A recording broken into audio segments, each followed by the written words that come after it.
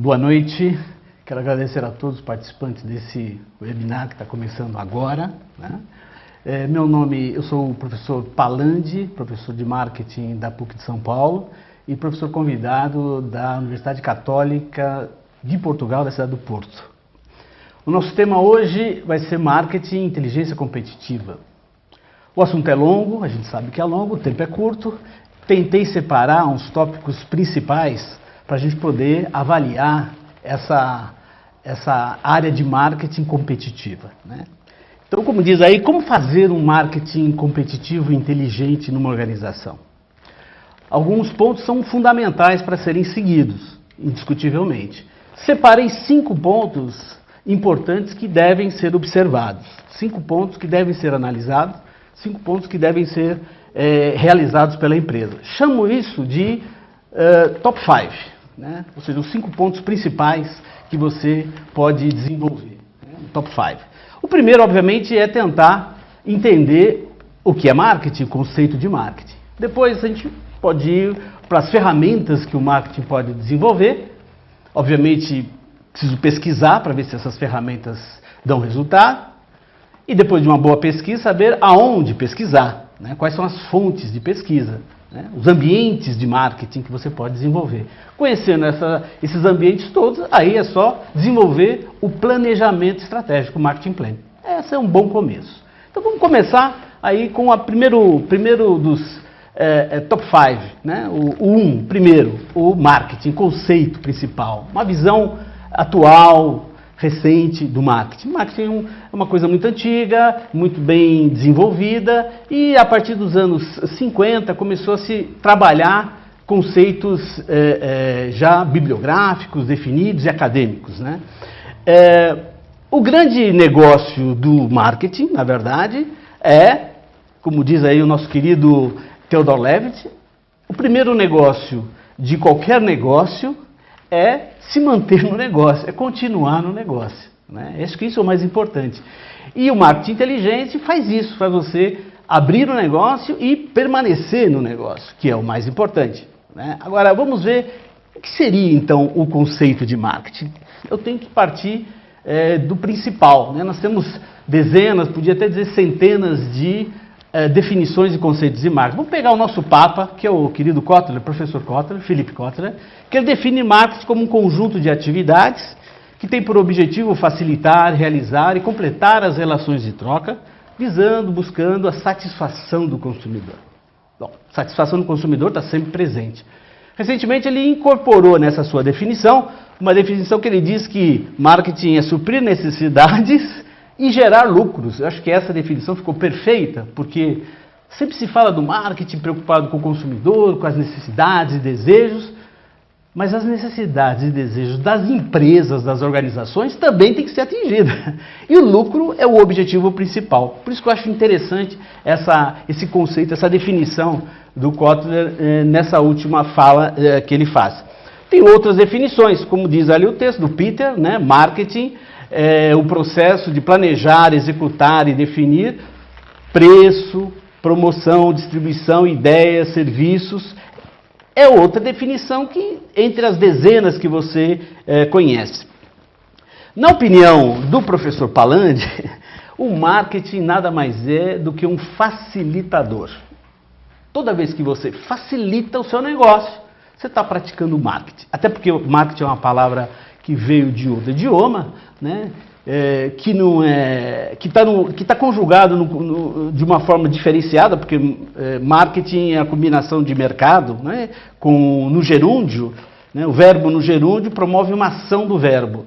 Só que mercado não é verbo, é um substantivo. Então eu poderia dizer que marketing é mercadando. Essa palavra não existe. Então, para a gente ter uma outra definição, marketing é toda ação que você promove no mercado. Toda vez que você está promovendo uma ação no mercado, você está fazendo marketing. O lançamento de um novo produto é uma ação de marketing, né? Uma campanha publicitária é uma ação de marketing. Uma política diferenciada de preço é também uma ação de marketing, né? Quando você define diferentes pontos de venda e distribuição do seu produto ou serviço, é outra ação de marketing, né? Quando você não facilita, você está fazendo um anti-marketing. É isso, né? É isso que a gente pode entender como marketing. Bom, já sei o que é marketing. Agora, eu preciso de um passo importante. Já que o nosso querido Kotler diz que são ferramentas, ele teve uma ajuda muito boa de um grande produtor de ideias, né, que foi McCartney, que criou o conhecido composto de marketing. Ou alguns chamam de marketing mix, outros chamam de marketing integrado, mas tudo é a mesma coisa, né? Nós conhecemos hoje de uma forma muito íntima como os 4 P's do marketing. 4 P's do marketing. Produto, productor. Preço, price. Place, PDV, ponto de venda. E promotion, que é a promoção. Eu acho que tem componentes interessantes. Eu sei que tem muita gente que, não, Palandi, mas tem mais P's, tem 6 P's, 7 P's, 10 P's. Eu já vi 15 P's. Eu acho que é uma grande sacanagem com o nosso querido McCartney, que criou essa matriz de 4. Eu acho que se fizer bem feito os 4, você chega em 30 P's, sem problema nenhum. Agora, tem uma definição que é do professor Palandi. Quando McCartney criou os 4 P's, ele colocou o P, né, o S. Então, no final, McCartney já pensou nos anos 60, é o S do serviço. Porque a gente fala muito do produto, mas esquece do serviço. E serviço hoje é fundamental. As grandes metrópoles trabalham muito mais com serviço do que com produto. A mão de obra especializada do serviço está aumentando cada vez mais. Então o serviço é muito importante. Por isso que é o primo irmão do produto. Produto e serviço. E aí joga um outro P. Então já vi outros autores colocaram o P, quando você entra com serviço, você tem o P do people, da pessoa. Porque uma das características do serviço é o fator humano presente, o fator humano desenvolvendo o serviço, que é uma área muito legal, não dá tempo para a gente discorrer desse assunto hoje, mas a prestação de serviço é algo fundamental e pode ser uma grande estratégia de marketing para uma organização quando ela trabalha muito bem o seu serviço, a sua prestação de serviço. Então isso tem que ser muito bem argumentado. E aí vem outras definições para completar os 4 P's, né? Que é a visão holística do marketing. Bom, a visão holística já começa a ter uma amplitude maior, ou seja, envolve tudo. Tudo tem a ver com o marketing. Quer dizer, não ficamos só naqueles 4 P's. Na verdade, os 4 P's, eles irradiam para toda a organização, né? Isso quer dizer, dentro da empresa, você tem um marketing interno, né? Alguns chamam de endomarketing, o marketing interno das empresas, né? Onde você também atua de forma mercadológica dentro das organizações, dentro da sua empresa. Depois você tem o marketing integrado, ou marketing mix, ou os 4 P's, como a gente pode definir, que são aqueles do McCartney que ele desenhou. Depois você tem o marketing social, que cada vez mais está ganhando espaço, o marketing social presente. E depois você tem o marketing do relacionamento. Com quem? Relacionamento com o cliente, relacionamento com os seus parceiros, né? Onde o trade marketing entra com muita força dentro dessa área. Pegando esses 4, eu tenho o chamado marketing holístico, quer dizer, é todo o entorno, não só da empresa, mas tudo que está em volta. Muito bem. Já sei muito bem o conteúdo do marketing, as definições do marketing. O importante agora é saber como eu colho informação. Então nós temos o SIM, Sistema de Informação de Marketing, ou Sistema Integrado de Marketing. O que é sistema integrado? É pesquisa. E a máxima da pesquisa, uma frase importante da gente utilizar, é que pesquisa ou a informação é a base para a tomada de decisão. Como é que você vai tomar uma decisão na sua organização? De mudar o preço? De alterar o produto? De mudar o canal de venda? De alterar, por exemplo, a sua distribuição? Sem uma pesquisa. A pesquisa é fundamental. A pesquisa faz parte integrante de qualquer estudo de marketing. Achômetro é só em cassino, em jogo. No marketing tem que fazer pesquisa e tomar decisões em cima de informação. Informação é fundamental. Volto a repetir.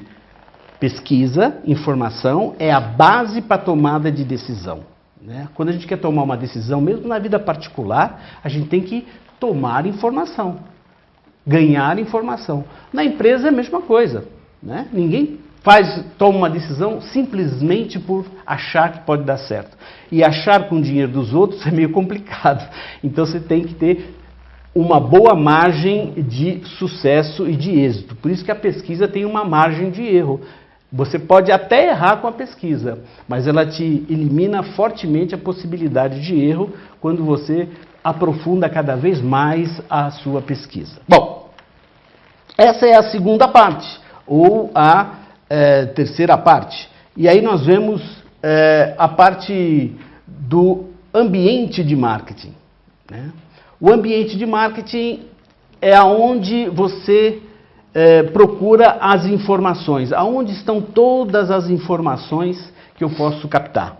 Então nós temos 3, 4, 5, depende do autor, ambientes de marketing. Alguns autores dizem, nós só temos 2 ambientes, o ambiente interno e o ambiente externo, tudo que é dentro da empresa e tudo que é fora da empresa, né? Então são coisas que a gente tem que trabalhar, né? Ambiente interno, dentro da empresa, o ambiente externo, fora da empresa. E eu posso definir o que está fora da empresa? O microambiente, que é o ambiente que está mais próximo da empresa, está colado com a empresa, mas faz parte de uma variável incontrolável, tá? E depois você tem o macroambiente, que é aquele ambiente que está mais afastado ainda da empresa, que são outros fatores que afetam a sua organização, né, que podem gerar fatores positivos ou negativos da sua organização. Sendo assim, nós temos o ambiente interno, chamado também de ambiente organizacional. É onde você define o seu organograma, os seus departamentos, o seu próprio composto de marketing, os produtos que você tem, o preço, política de preço, a imagem que a empresa tem no mercado, a imagem e a identidade que a empresa... Imagem é uma coisa muito importante você pesquisar e identificar. Imagem e identidade. Muitos acham que imagem é a empresa que cria. Não. Quem cria imagem é o mercado, é o consumidor. Você tem a sua identidade, a identidade da sua marca, mas quem cria a imagem é o mercado que cria a imagem, né? Onde você, depois de criar essa imagem, você tem aquele que nós chamamos o posicionamento da marca, né? Que é um tema também muito importante, branding, marca, né? Depois você analisa também os recursos humanos que você tem dentro da sua organização.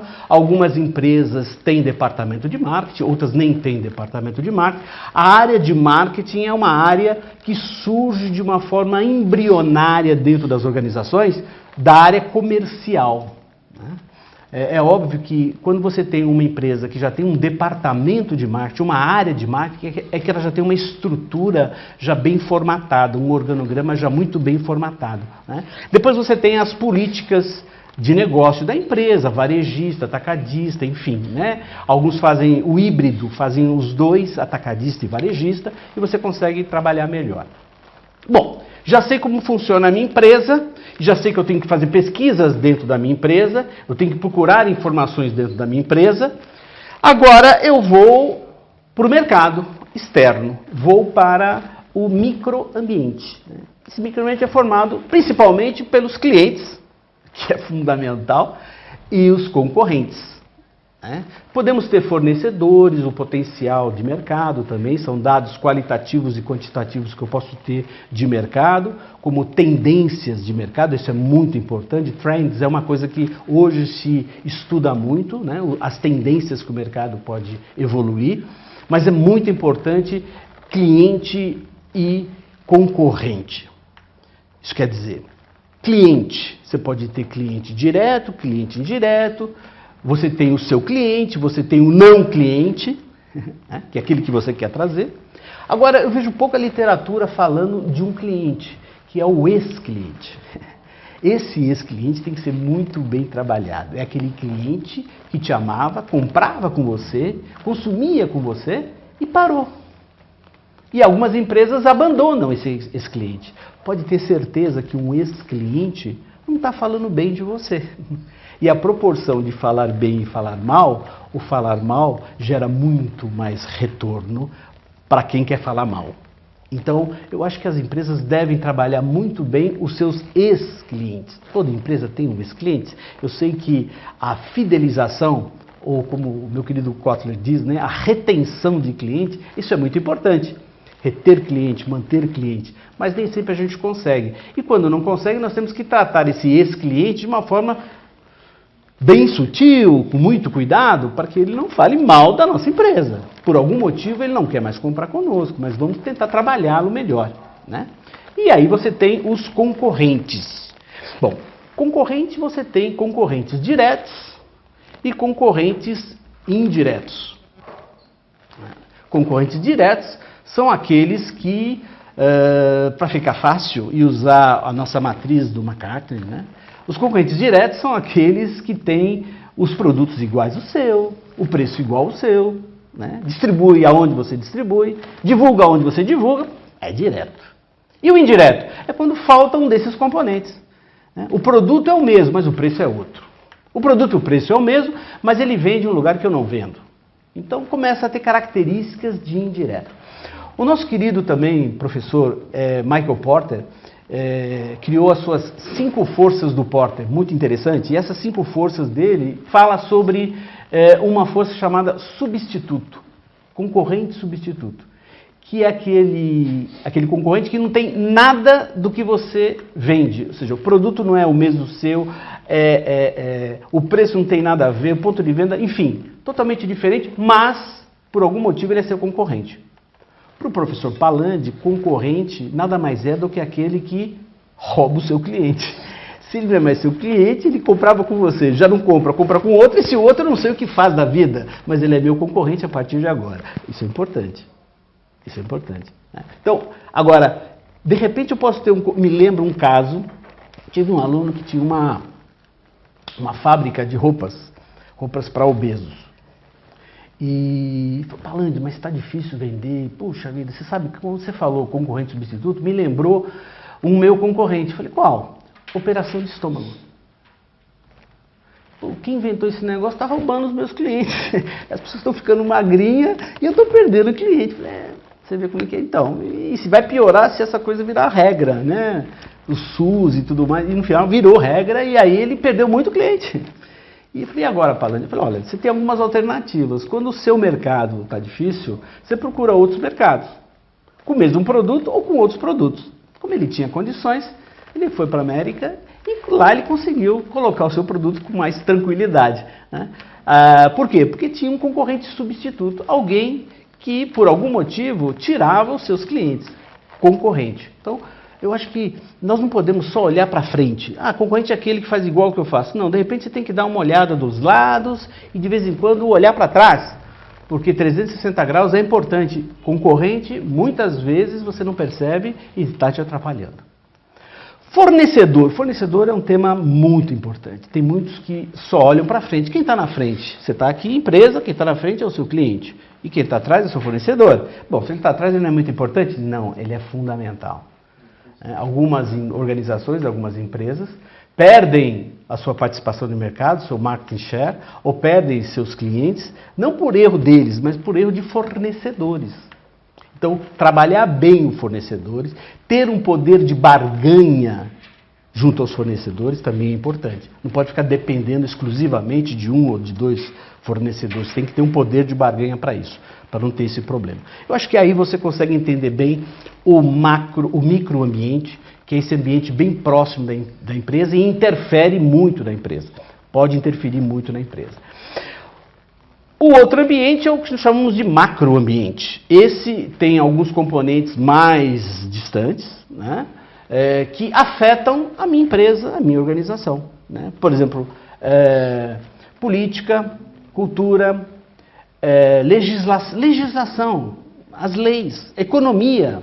Né? Recentemente nós tivemos uma variação grande do dólar e do euro, enfim, das moedas estrangeiras. Isso, com certeza, atrapalhou muita empresa, muita organização. E eu tenho que estar preparado para isso. Por isso que pesquisar e manter informações sobre o macroambiente também é importante. Ele está mais distante da minha empresa? Está, mas ele pode afetar diretamente. Lembro que alguns anos atrás, quando uma legislação de São Paulo resolveu que outdoor em São Paulo era proibido, o setor de outdoor sofreu muito com isso. Muito com isso, que perdeu uma fatia enorme de mercado por uma lei. Na verdade, por uma canetada, mudou toda a estrutura daquele setor, daquela área específica. Então, isso é muito importante e faz parte do macroambiente. Alguns autores dão um outro ambiente, um terceiro, um quarto ambiente, chamado ambiente externo. Porque está muito fora de todos esses que nós comentamos, que são as intempéries, né, que às vezes não são levadas em consideração. Alguns setores, eu trabalhei muito tempo no setor de turismo, e eu via esse problema na cara. Tá? Por exemplo, você mandava um cliente para um turista para Aspen, e veio no Colorado para esquiar e não nevava.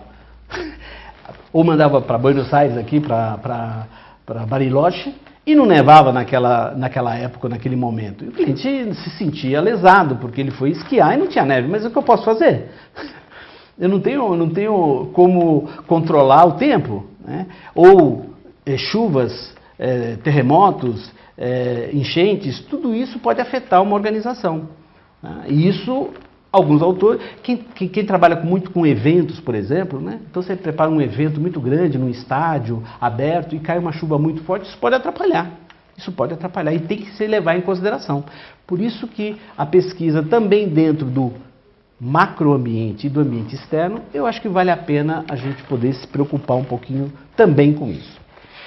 E a última parte, eu acho que é a parte que encerra depois que você entende os conceitos de marketing, depois que você entende das ferramentas de marketing, depois que você conhece a pesquisa, ou seja, aplica a pesquisa nessas áreas todas, e dentro dos ambientes de marketing, quer dizer, dentro dessas áreas, sem negligenciar nenhuma delas, aí eu tenho componente suficiente para desenvolver um marketing plan, ou seja, um planejamento estratégico de marketing. Né?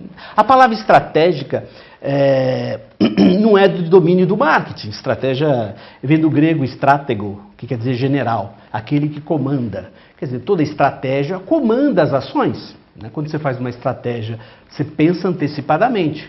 Então, estratégia é isso, é pensar antecipadamente. São ações programadas sistematicamente para se atingir um objetivo.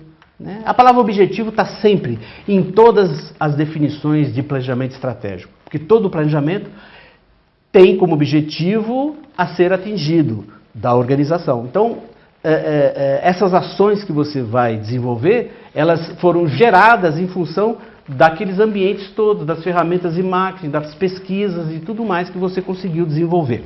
Modelos de planejamento são vários.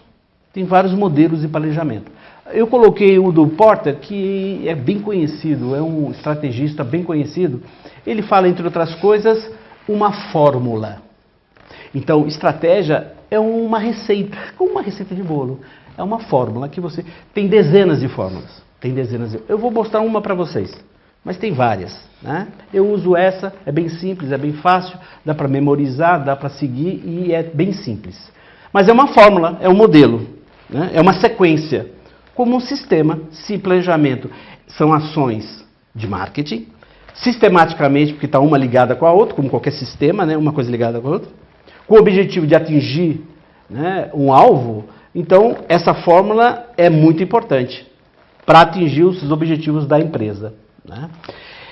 Bom, se é uma fórmula, aí tem várias definições que a gente pode passar, mas se é uma fórmula, eu posso definir essa fórmula em 6 etapas, 6 passos. O primeiro passo é muito importante, né? É analisar a situação, é identificar aonde você está. Imagina um jogador de xadrez, é isso que ele faz. Né? Pode ver jogo de xadrez, quem gosta de jogar, que é muito inteligente. Né? Você, para fazer um movimento, você já pensou 6, 7, 10, 15 movimentos na frente. Né? Você já está antecipando os movimentos do seu adversário. E para você fazer isso, você precisa conhecer o adversário. Para você fazer um plano de marketing, você precisa conhecer o seu mercado. Foi o que nós fizemos até agora, levantando as informações de microambiente, ambiente interno, ambiente externo, enfim, criando toda uma fonte de informações, que é o que a gente está dizendo aí. Então você precisa, primeiro, no primeiro passo, fazer a análise da situação, saber como você está. Não tem como tomar uma decisão se você não conhece o seu ambiente, se você não conhece aonde você está. Dentro da empresa, será que eu posso fazer um e-commerce na minha empresa? Eu tenho estrutura, eu tenho profissionais para isso? É uma análise que você tem que fazer, né? Será que eu posso criar uma área de marketing na minha empresa? Eu tenho estrutura para isso? Será que eu posso desenvolver um novo produto? O meu parque industrial pode fazer isso? Eu consigo fazer isso? Por isso que eu preciso, antes de tomar uma decisão, conhecer as informações. Essa primeira etapa do planejamento de marketing é a pesquisa em todas as etapas nos ambientes de marketing. Bom, faça a pesquisa no macroambiente, faça a pesquisa no microambiente, faça a pesquisa no ambiente interno. Tem uma série de informações. Essas informações, algumas são boas, outras são ruins, né? Outras eu tenho que aproveitar essa oportunidade que o mercado se apresenta. Nós chamamos essa análise de matriz SWOT, né? Uma matriz conhecidíssima, aonde avalia, né, 4 pontos.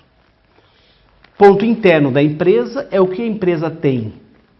Isso eu estou analisando internamente. O que a minha empresa tem de fraqueza e fortaleza, de pontos fortes e pontos fracos.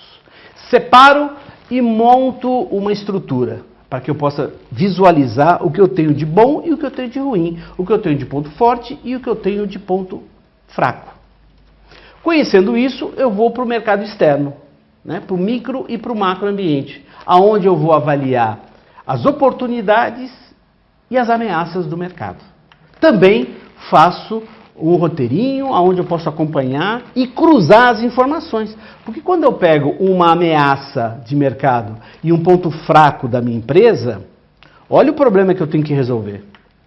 E ao contrário, quando eu tenho uma oportunidade de mercado e um ponto forte na minha empresa, né, eu tenho que aproveitar essa situação. Provavelmente esses 2 pontos podem gerar o quê? Um objetivo a ser atingido. Mais um objetivo a ser atingido no meu plano de marketing, no meu planejamento de marketing, né? Então, dessa forma, eu consigo desenvolver e criar ações a serem desenvolvidas. Quando você não tem as informações necessárias para desenvolver essas informações de SWOT, né, da matriz SWOT, aí você renova a sua pesquisa para obter mais informações sobre esse mercado.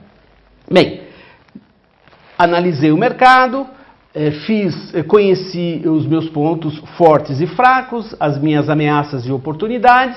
Bom, de posse dessas informações, eu vou criar o meu objetivo, ou seja, aonde eu quero chegar, o objetivo da empresa, né? Esse objetivo pode ser a curto, médio ou longo prazo, depende muito da organização, né? Normalmente você define também metas. É um jogo de palavras, é verdade, mas metas são pequenas etapas para que você possa atingir um objetivo, não é? Então, se o meu objetivo, estou estudando, o meu objetivo hoje é trabalhar numa empresa internacional e morar fora do Brasil. Bom, então uma das metas é aprender o idioma de onde eu quero ir. Melhorar o meu inglês, apertar. São etapas. Na empresa é a mesma coisa, né? Se eu crio o meu plano de marketing, nesse plano de marketing tem o meu objetivo principal e tem as metas que eu tenho que atingir, que eu tenho que chegar, né? Na verdade. Bom, já analisei todo o mercado, separei o que é bom e o que é ruim, análise SWOT, já sei o que é bom e o que é ruim, interna e externamente, ameaças, oportunidades, pontos fracos e fortes. Dentro desses pontos, consegui pensar ali uma coisa importante, transferir aquilo para o meu objetivo, é isso que eu preciso atingir. Criei as minhas várias metas para que aquele objetivo seja atingido, né? Porque eu preciso controlar se o meu objetivo, um exemplo, o meu objetivo é crescer 15% esse ano em vendas. Perfeito. Qual a meta que eu tenho? A minha meta provavelmente vai ser mensal.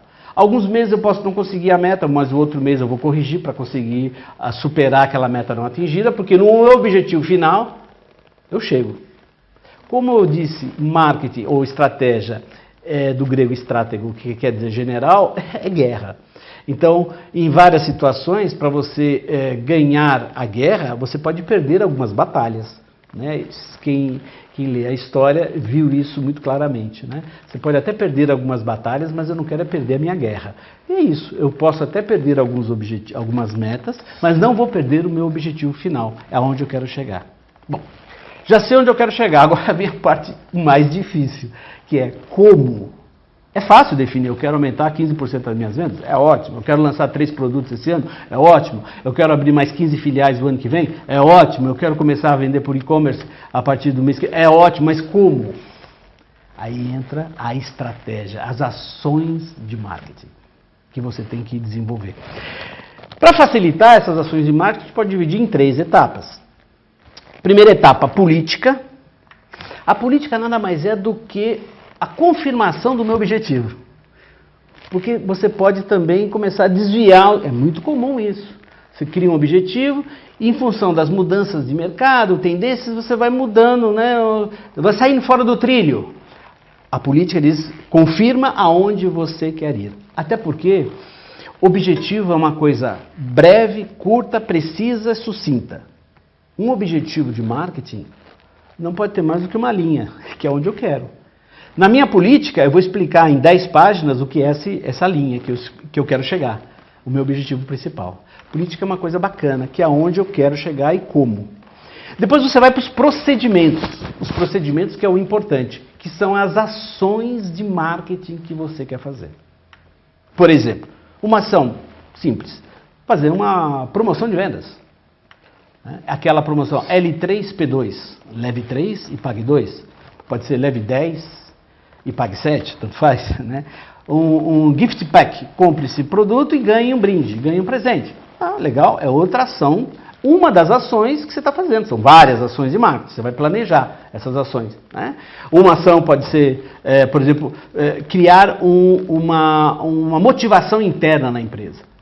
Meus funcionários não estão bem aquecidos, não estão bem motivados. Então você aplica o nosso endomarketing, né? O marketing motivacional dentro da organização, dentro da empresa.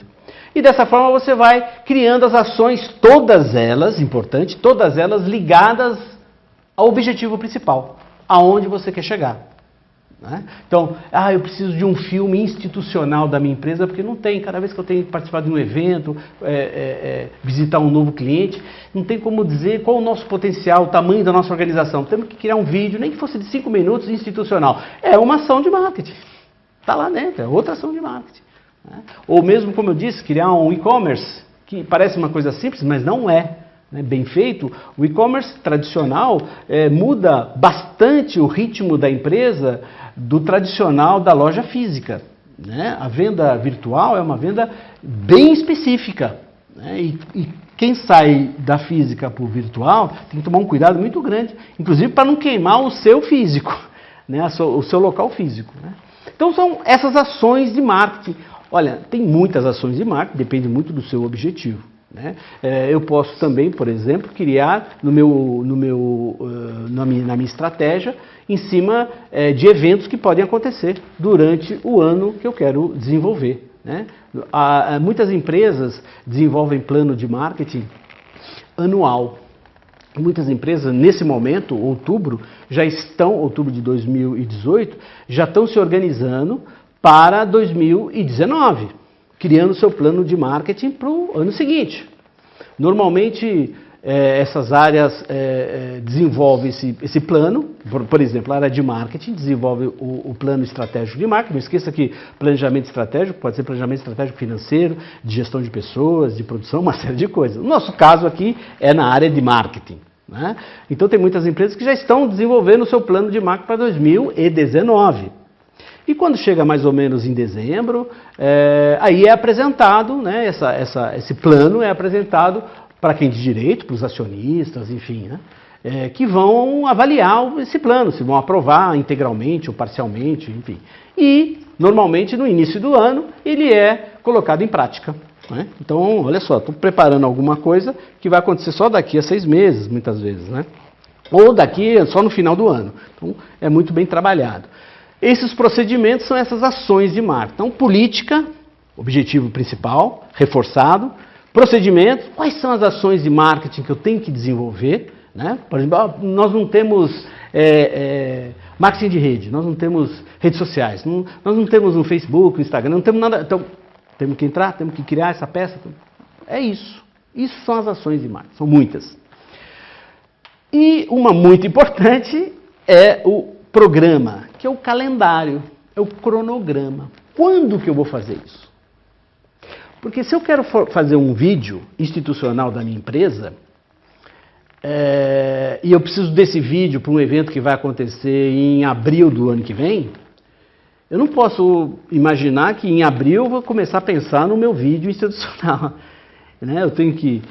quem vai fazer? Contratar uma empresa para produzir, fazer um roteiro, ver o que vai ser feito. Isso pode levar 2, 3, 4 semanas, 10 semanas. Então, o calendário vai dizer exatamente passo a passo o que eu tenho que fazer. Até porque o plano de marketing não é de uma pessoa, é da empresa. Se essa pessoa não estiver mais na empresa, como é que fica? Quem vai saber o que fazer? Não há problema nenhum, é só pegar o plano, está lá direitinho, as etapas direitinho, as metas direitinho, o calendário exatamente, as ações de marketing programadas sistematicamente para chegar naquele objetivo final. Então, o programa é esse calendário, esse cronograma das ações. Cronograma que muitas vezes pode estar até semana a semana, dependendo do seu planejamento. Né? Bom, já sei o que eu quero fazer. Já sei como eu vou conseguir atingir isso tudo. Ou seja, quais são as ações de marketing, já montei o meu calendário, está tudo pronto. Mas, gente, o que pode inviabilizar tudo isso é o orçamento. Quanto me custa fazer isso? Quanto me custa gravar um vídeo institucional da minha empresa? Quanto me custa criar, desenvolver um e-commerce dentro da minha organização? Quanto me custa criar um plano motivacional? Isso eu preciso colocar. E não esqueçam que nós estamos preparando um material que vai ser utilizado só o ano que vem, muitas vezes. Né? Por exemplo, se eu crio um plano de marketing, eu sou uma empresa de telefonia e quero criar um plano de marketing de comunicação. Então eu vou pegar um calendário e vou ver as principais datas do ano que vem que eu tenho que me preparar. Né? Então eu sei que Dia das Mães é importante, então eu tenho que fazer alguma ação no Dia das Mães. Dia dos Namorados é muito importante, então no meu calendário está lá Dia dos Namorados. Né? Dia dos Pais, ninguém lembra muito bem dos pais, mas enfim, Dia dos Pais está lá, né? Dia das Crianças, Natal. Então tenho lá um calendário, tem as ações que eu tenho que fazer, jornal, revista, mídia online, mídia offline, enfim. Mídia online as tradicionais, que a gente sempre usa agora, né, está usando, as redes sociais e tal. E as mídias offline são as tradicionais, né, rádio, televisão, jornal, revista, outdoor, esses veículos de comunicação que a gente se utiliza muito. Quanto me custa isso? Quanto me custa produzir isso? Muitas vezes você faz uma negociação, que nós chamamos de uma permuta, né, com um veículo de comunicação, mas você esquece que a permuta é para veicular e não para produzir. Né? E se a mídia for mídia televisiva, ou seja, mídia eletrônica, o custo de produção pode até inviabilizar o custo de veiculação, de inserção. Né? Então, é uma coisa, os custos muito bem programados, gente, porque o custo muitas vezes peca, porque quando chega lá na frente, o que custava 100 aparece 300, então fica inviável para a organização. Então a parte de custo é uma coisa que deve ser muito bem trabalhada, muito bem desenvolvida. Né? Bom, analisei, separei o que é bom e o que é ruim, em cima do que é bom e o que é ruim, pensei lá o que era mais importante para se tornar o meu objetivo principal. Já sei aonde eu quero chegar, agora não sei como eu vou chegar lá, não tem problema, já começo a definir as minhas ações de marketing, reafirmando o meu objetivo principal, já sei todas as ações que eu quero desenvolver, vou colocar dentro de um calendário, de um cronograma, seguindo direitinho o meu roteiro. Bom, já sei quanto custa isso tudo, já vi meus cálculos e tudo mais. Bom, agora eu preciso controlar esses resultados todos. Né? Esse controller, que a gente chama, que é a sexta etapa do plano de marketing, parece que é o final, é a última etapa, não, mas o controle está em todas as etapas.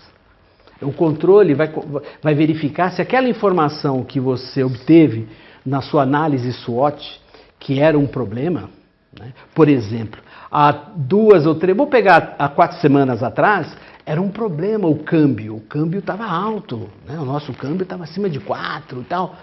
Houve uma modificação por um efeito político, aonde a moeda estrangeira caiu, né? O valor do dólar baixou.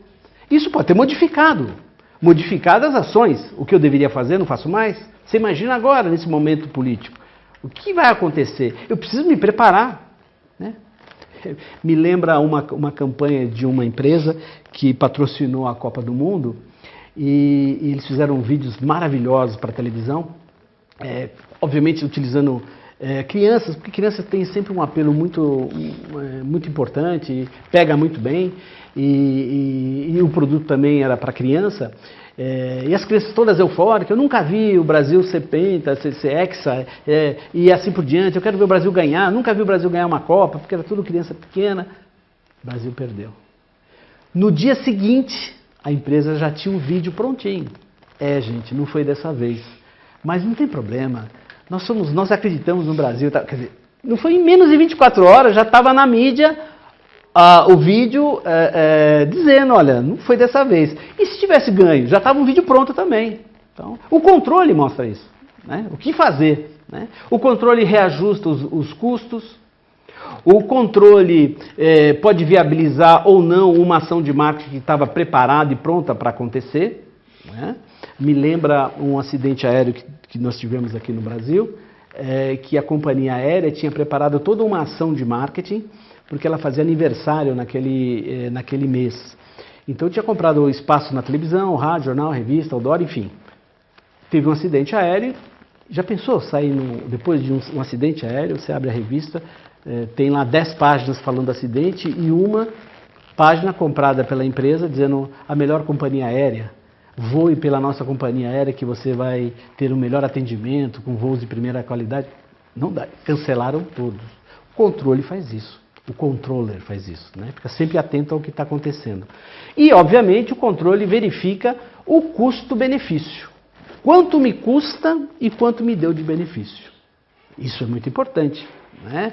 Principalmente, não só para o marketing, mas principalmente para a área financeira, que é onde a gente briga muito, né? A área financeira está sempre brigando com a gente. Vocês gastaram muito, Eu sempre digo assim, não, de marketing a gente não gasta, a gente faz investimento. Se quiser gastar, vai no cassino jogar. Nós nunca não gastamos, é tudo investimento.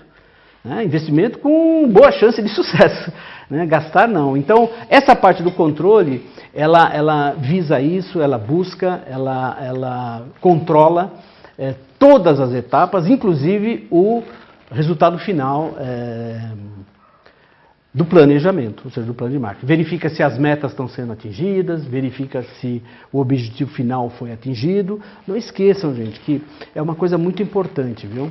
Muitas vezes, quando você avalia os resultados, você tem que avaliar os resultados também que estão nas entrelinhas. Porque se você faz imagine só, você faz uma campanha de jornal, e você tinha uma expectativa de vender R$1 milhão com aquela campanha do jornal. Você vendeu R$900 mil. E nós não atingimos o nosso objetivo. Agora eu pergunto, quantas pessoas foram impactadas com a nossa campanha, mas que não compraram por um motivo de mercado? Mas conhecem agora o nosso produto. Antes não conheciam, agora conhecem. Será que eu não posso valorizar esse ponto também? Porque é um resultado positivo. Não está nos números. Porque os números são bem claros, o número é bem preciso, né? Está aqui 900. Né? Então a gente tem que saber também analisar esse outro lado do retorno que pode dar uma campanha. Não só um retorno que eu posso controlar dentro de uma DLP, demonstrativa de lucros e perdas de uma empresa, olhando os números. Tem coisas que não estão ali. Tem muita gente que foi impactada, que tomou conhecimento do meu produto, mas não comprou por algum motivo. Esse pessoal precisa saber. Até porque muita gente pode ter ligado para a minha empresa. Imagina só, um jornal, você faz um anúncio no jornal e recebe 200 ligações daquele anúncio. e você verifica que no final vendeu 10 produtos. Será que foi mal a campanha? Será que o anúncio não fez a sua parte? Será que o veículo não cumpriu a sua obrigação de levar 200 pessoas até o seu contato? Através de uma linha telefônica, ou através de um terminal de computador, ou até indo na sua própria empresa, no ponto de venda? E por que você não vendeu? Com certeza o problema não foi da campanha, talvez tenha sido do fator humano interno da empresa. Talvez faltou estacionamento na sua empresa, talvez faltou uma política de financiamento melhor, enfim, faltou um treinamento melhor para os vendedores. Quer dizer, tudo isso tem que ser analisado e o controle verifica passo a passo do que está acontecendo, né? Eu acho que a gente tem, deixa eu ver o que nós temos mais aqui. Tem alguma pergunta? Temos, na verdade a gente tem a pergunta da Camila, que ela não conseguiu chegar a tempo, teve que se ausentar no trabalho. Para recapitular, quais são essas 6 etapas? De alguma maneira só listar... Camila. Camila.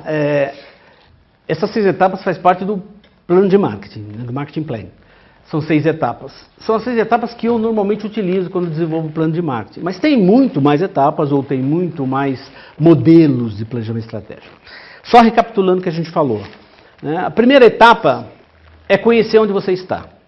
Então imagina você, Camila, foi contratada para trabalhar numa empresa, gerente de marketing. De uma empresa que você nunca trabalhou, um setor que você não conhece. Você é uma profissional da área, mas não conhece aquele setor. Dá para você chegar no primeiro dia, primeira semana, primeiro mês e começar a mudar tudo? Não. Você precisa conhecer a área, conhecer o setor, conhecer o ambiente de marketing onde você está, né? Então você imagina, por exemplo, uma Embraer. Ah, Palandi, eu não sei nem o que é Embraer. É marca de carro? Não. É uma empresa que produz aviões, né? Produto. Que produto é? Que avião é? Ah, é aviãozinho, avião... Então eu preciso conhecer o produto, conhecer a empresa, conhecer os seus concorrentes, microambiente, conhecer os seus concorrentes, conhecer os seus clientes. Por que conhecer os clientes? Eu dou uma aula chamada... É uma aula inteira que fala sobre gerenciamento da expectativa. O que é expectativa? Nós temos tempo ainda? 5 minutinhos, professor. Ô, louco! Gerenciamento da expectativa. São coisas que muitas vezes as empresas ou as organizações não trabalham. O que é? Nós não temos gerente de venda, gerente de produção, gerente de contas a pagar, contas a receber. Por que não tem gerente de expectativa? Pergunto eu. Você concorda? Se você identificasse, reconhecesse a expectativa do seu cliente, você teria 100% de sucesso na sua relação de compra e venda. Porque no cliente. Você sabe o que ele quer, você sabe o que ele quer. As pessoas são diferentes uma das outras. Você tem um produto e você sabe o que ele quer desse produto. Então, expectativa é muito importante. Então, isso faz parte do microambiente. Depois que eu conheço bem o micro e macroambiente, ou seja, as ações políticas que estão envolvidas, tecnológicas, culturais, sociais, de legislação, aí eu já posso verificar o que tem de bom e de ruim nesse ambiente. Separo o que é bom e o que é ruim, analiso e vejo que isso, olha, vai acontecer um evento, vai acontecer a Copa do Mundo. Poxa, se vai acontecer a Copa, que não é segredo para ninguém, aconteceu, né? Que não é segredo para ninguém, então, eu sou uma empresa de táxi, então eu vou pegar eu tenho 50 taxistas, eu vou pegar esses taxistas e vou ensinar um idioma para eles. Ensinar um idioma, não. Eu vou fazer com que eles aprendam pelo menos 300 palavras. Só isso, só para ter um... E vai ser um diferencial, porque eles vão usar a bandeirinha do país que eles estão falando aqui. Isso é um diferencial. Isso faz parte da estratégia, né? Porque depois que eu chegue nesse objetivo, é aonde eu quero chegar, eu tenho só que saber como eu vou chegar lá, que é procurando, obviamente, as ações de marketing. Essa é uma ação, né? Fazer um treinamento. Depois criar um cronograma para ser trabalhado. Faço isso. Depois verifico quanto custa isso para mim, quanto vai custar isso para a empresa. Não esqueça que custo é fundamental, viu? Você pode pensar uma coisa maravilhosa, mas pode ser barrado no custo. Então, quanto custa? Depois de saber quanto custa, obviamente, você vai colocar em plano, em função, em operação, e aí é controlar passo a passo mesmo. Saber se está indo no caminho certo e sem preocupação, porque quando você faz uma ação, por exemplo, uma ação promocional, quando você faz tem muito tempo aí? Uma ação promocional, o que acontece com as vendas? Caem, sobem. Quando para a ação promocional, o que acontece? Cai, é normal, cara, não precisa ficar preocupado. as vendas caem, porque é normal cair. Parou a promoção, a venda cai. Só que ela deve cair num patamar acima da onde ela começou. Se ela começou aqui, subiu aqui e caiu, mas caiu e paralisou aqui, ficou aqui as vendas. Então, esse gap, esse vão, que foi o ganho real que você teve. Né? Porque esses clientes, aqui você tinha 100 clientes, agora você tem 120.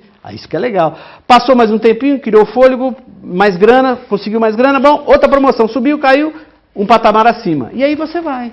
3, 4 meses, quando vai fazendo, no final do ano você chegou nos seus 11, 15% que você queria subir.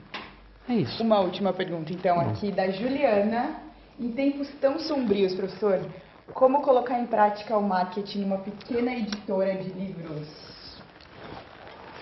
Algum insight, algum quanto a esse mercado, esse setor? Bom, ela não especificou, é Juliana, né? Juliana. Não especificou, Juliana, se é livro em papel ou digital. Isso pode ser uma diferença gigantesca, né?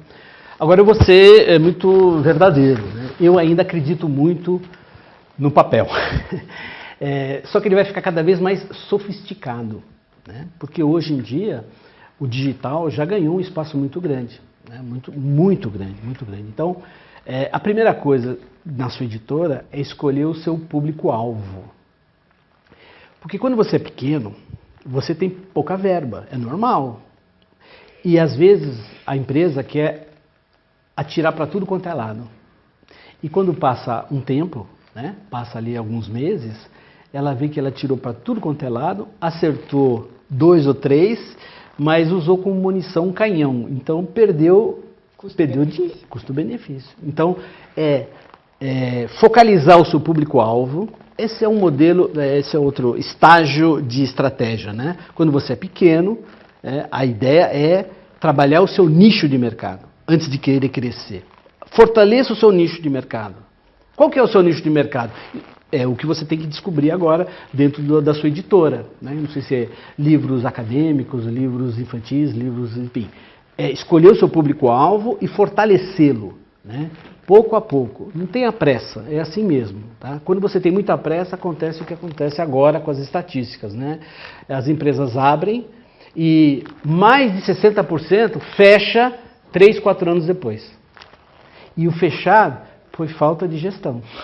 Com certeza, foi falta de gestão. E dentro da gestão entra a área, obviamente, de marketing. Obviamente entra a área financeira, entra a área de pessoas, entra a área de produção, enfim, tudo aquilo que a gente conhece de uma gestão organizacional. Mas com certeza entra a falha na gestão.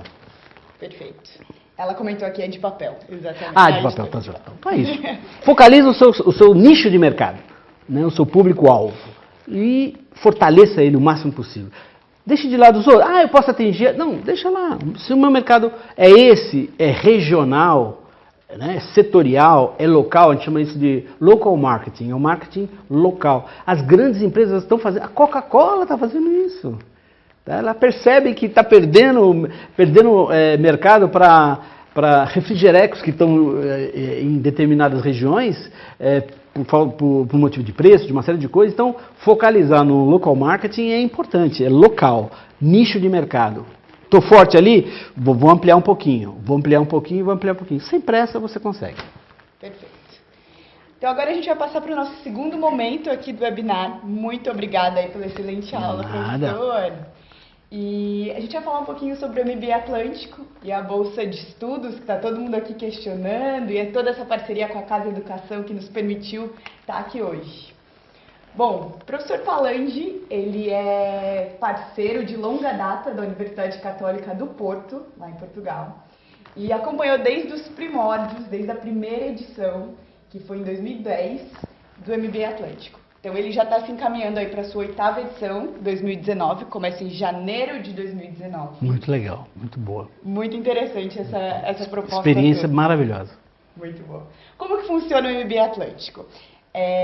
Vou passando aqui os nossos slides, consigo aqui, professor? Legal. Durante 3 meses, todos os alunos, numa sala de aula completamente heterogênea e das mais diversas formações acadêmicas e das mais diversas sotaques da língua portuguesa, porque a gente tem portugueses, angolanos e brasileiros.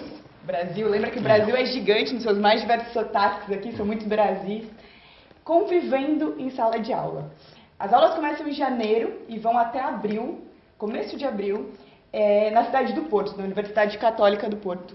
Um ambiente super interessante, muito legal, bem próximo ali ao Rio Douro.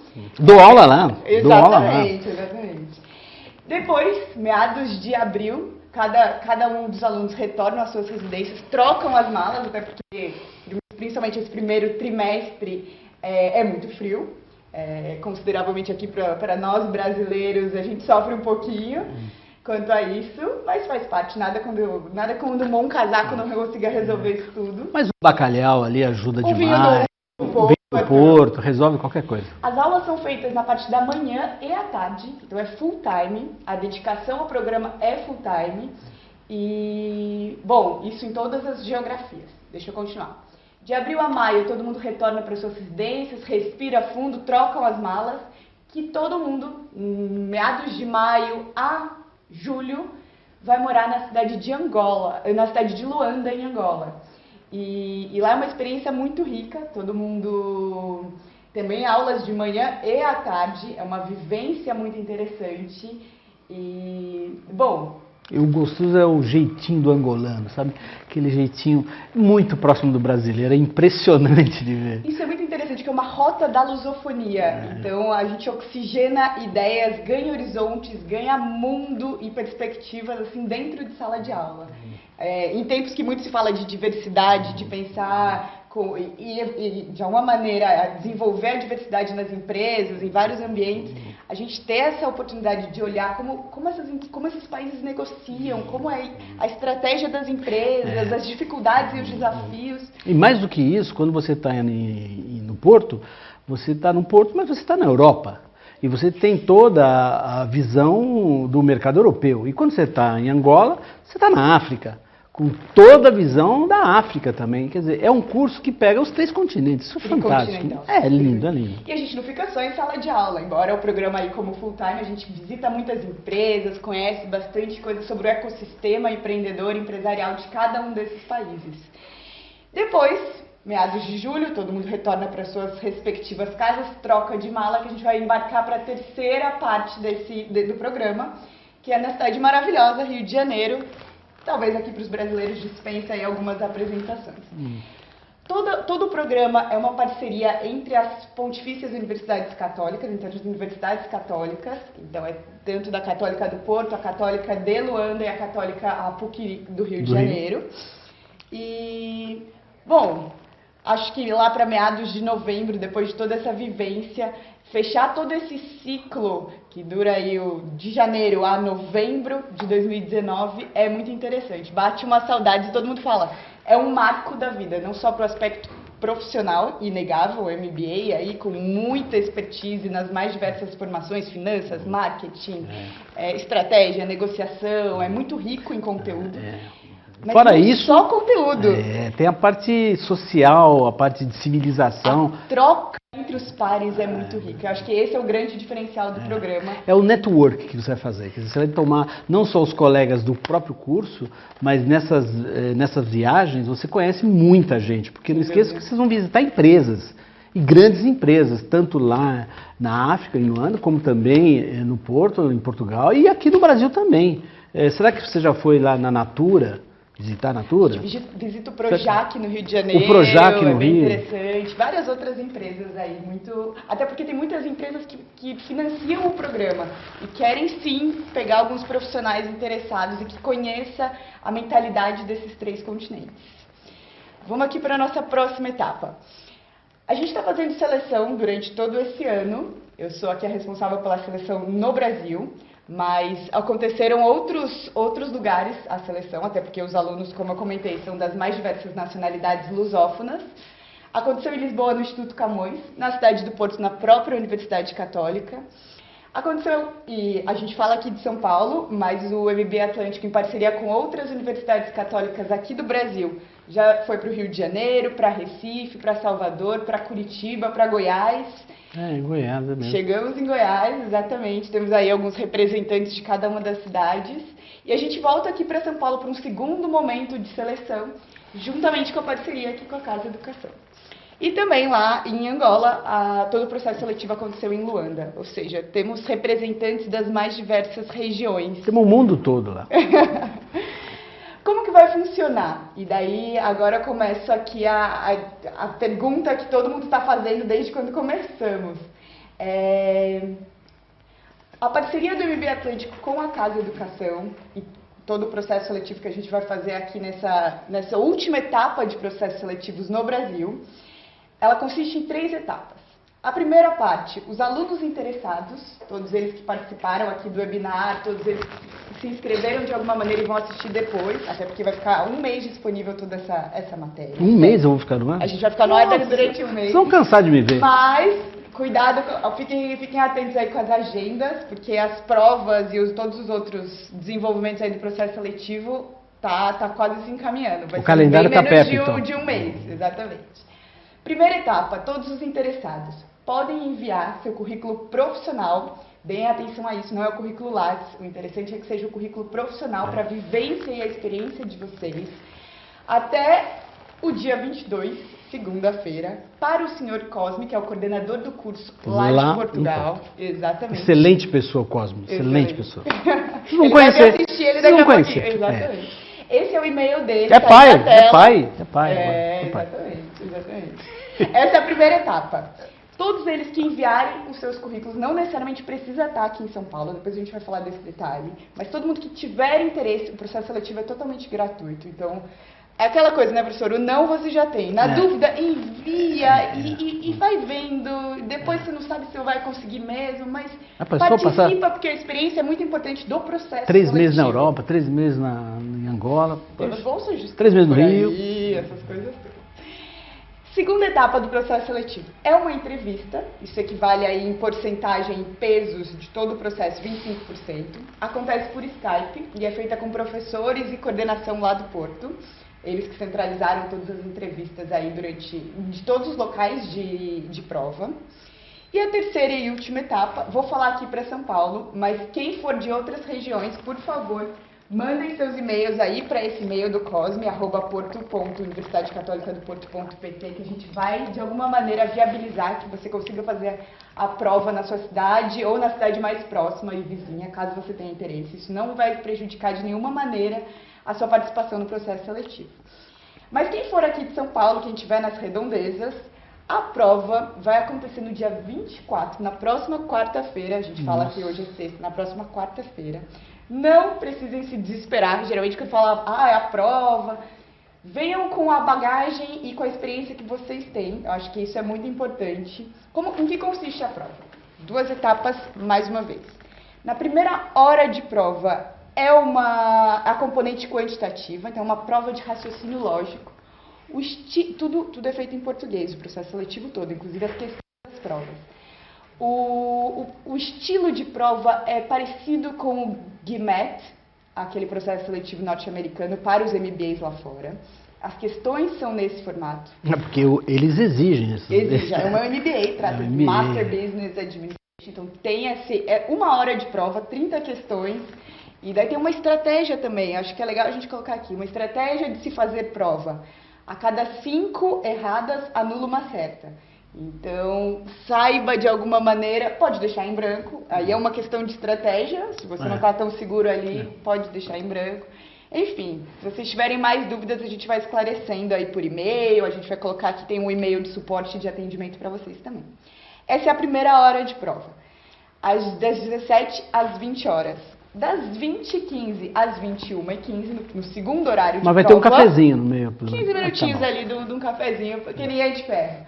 A segunda etapa de prova é uma redação. E daí, fiquem tranquilos, muito ligado a esse tema da lusofonia e por que a gente não dialoga Portugal, Angola e a rede lusófona, de alguma maneira, em que sentido a gente pode se aproximar?